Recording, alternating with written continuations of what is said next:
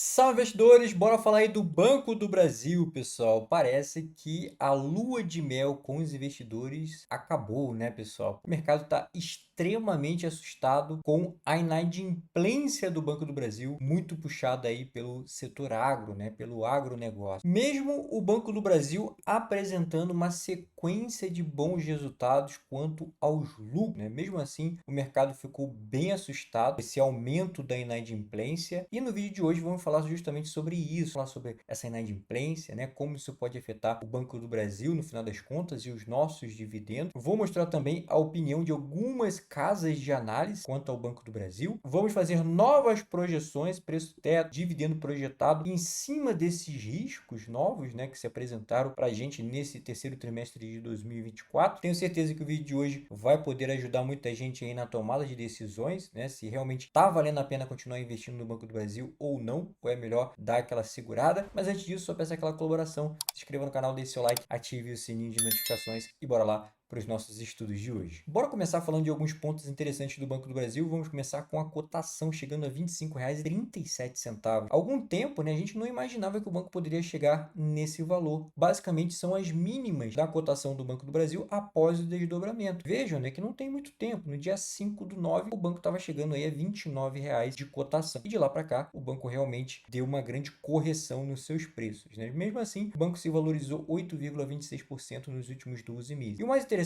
é o PL do Banco do Brasil, que está muito atrativo, né? 5 vezes lucro. O PL, pessoal, só para a gente explicar rapidamente, é como se fosse o retorno dos seus investimentos. Então, basicamente, em 5 anos, comprando o Banco do Brasil, você vai ter o retorno dos seus investimentos, tá? E o que é interessante é que se a gente olhar para a média histórica do Banco do Brasil, é 5,70, ou seja, o banco hoje está com seu PL abaixo das suas médias históricas. E quando a gente olha para a média do setor bancário no Brasil, é de 7,77. Então, o Banco do Brasil também está abaixo da média do setor bancário, né? Isso é muito interessante. Olhando para o P sobre VP, o que é isso, né? Preço sobre o valor patrimonial, 0,80, também está abaixo da média histórica do Banco do Brasil e também está abaixo da média do setor bancário. Então, isso significa que o mercado está pagando menos do que o Banco do Brasil tem de patrimônio nesse momento. E a gente já começa a ver alguns pontos bem interessantes. Lucro vezes preço sobre lucro, né? O lucro do banco nesse terceiro tri de 2024, pessoal, foi 9,5 bilhões de reais, uma alta de 8,3% em relação ao mesmo período do ano anterior, ou seja, terceiro trimestre de 2023. O que foi surpreendente de certa forma, né? Porque o mercado esperava um lucro de 9,4 bilhões. O banco, de uma forma ou outra, surpreendeu o mercado quanto aos seus lucros. Foi acima da expectativa de mercado. Já em relação ao seu ROI, foi até de certa forma interessante, porque o banco chegou a 21,3% de ROI, o que se manteve, né? Manteve controlado em relação ao mesmo período do ano anterior, que foi de 21,6%. Até deu uma desacelerada em 0,3%, né? Não podemos considerar isso como uma grande queda, né? Basicamente, o banco se manteve. Olhando aqui um pouco mais para baixo, eu trouxe um gráfico, mostra bem esse momento, né, que o banco me parece bem descontado em relação aos seus múltiplos. É um gráfico do PL sobrepondo o gráfico dos lucros do banco. Quando a gente olha um pouco mais para o passado, né, 2018, 2019, a gente vê que o PL do Banco do Brasil era muito esticado, 10 vezes lucro, 8 vezes lucro,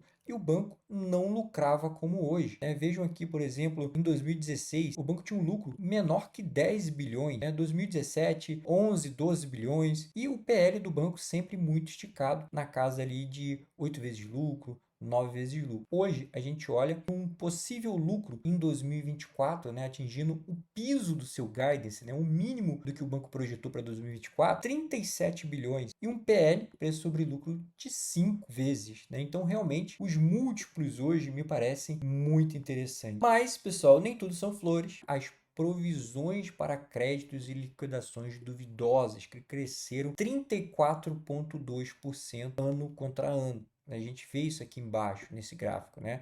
Ou seja, o provisionamento aumentou muito. O que é esse provisionamento? O banco já está imaginando possíveis calotes lá na frente, então já vai guardando um pouco de dinheiro para cobrir esses possíveis calotes, tá? Basicamente explicando, pessoal. E isso é ruim, porque vai saindo do caixa da empresa, né? Dos lucros da empresa. E vejam por esse gráfico, né? O índice de inadimplência acima de 90 dias do Banco do Brasil, como tem crescido trimestre após trimestre, né? E isso realmente assusta muito os acionistas, né? E colabora com essa provisão de devedores duvidosos. Com as provisões aumentando, a inadimplência aumentando, o banco foi obrigado a fazer novas projeções para devedores duvidosos, pessoal. O que antes era de 31 a 34 bilhões, o banco mudou essas projeções porque já sabia que não iria conseguir alcançar esse guidance, né? Essas projeções para devedores duvidosos, então eles aumentaram para 34 a 37 bilhões. Hoje, pessoal, nos 9 primeiros meses de 2024, o banco já atingiu 26,4 bilhões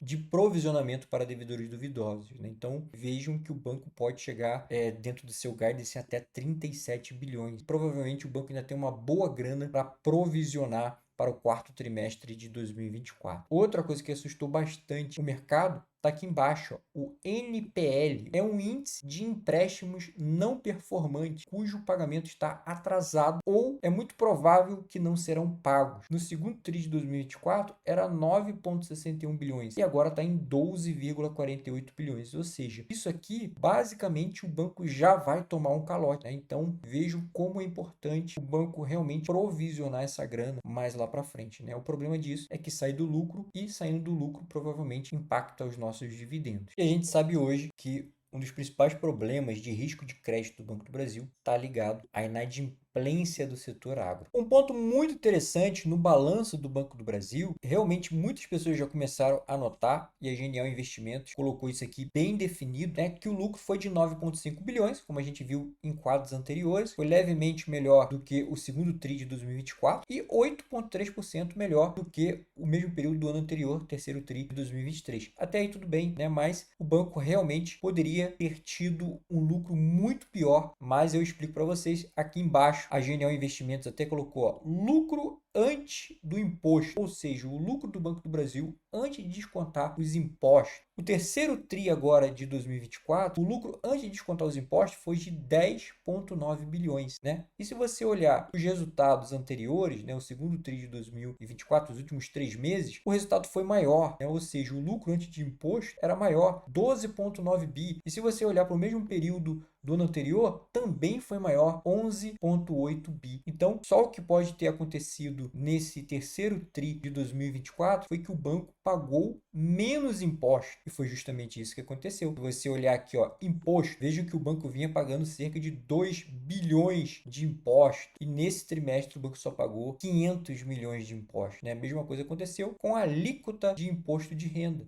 O banco vinha pagando uma alíquota muito alto e aqui no terceiro TRI de 2024 o banco pagou uma alíquota bem menor. E a Genial Investimentos até coloca, né, que o banco foi fortemente beneficiado pelo JCP. E a gente já começa a ligar as peças, né, e perceber que o Banco do Brasil, especificamente nesse trimestre, não fez aquele pagamento de JCP misturado com o dividendo. O banco só pagou JCP. Então vejam, pessoal, que o aumento do JCP, o banco só ter pago o JCP esse trimestre, beneficiou muito o banco, porque o JCP já é tributado na fonte, e isso foi aproximadamente 1 bilhão a mais do que o segundo TRI de 2024, o que gerou aproximadamente 450 milhões de delta positivo na linha de impostos dentro desse terceiro trimestre de 2024. Além disso, o banco também teve uma melhora nos impostos em relação ao Banco Patagônia, que é uma das suas subsidiárias, das suas controladas, né, contribuindo com aproximadamente 600 milhões de benefícios fiscais. Além disso, teve outros benefícios também, como crédito tributário no exterior, que também ajudou muito o banco quanto aos impostos. Então, imagina se o banco tivesse que pagar 2 bilhões aqui de impostos dentro do terceiro TRI de 2024, ia impactar diretamente aqui nos lucros recorrentes do banco. Então, ele ia ter um lucro de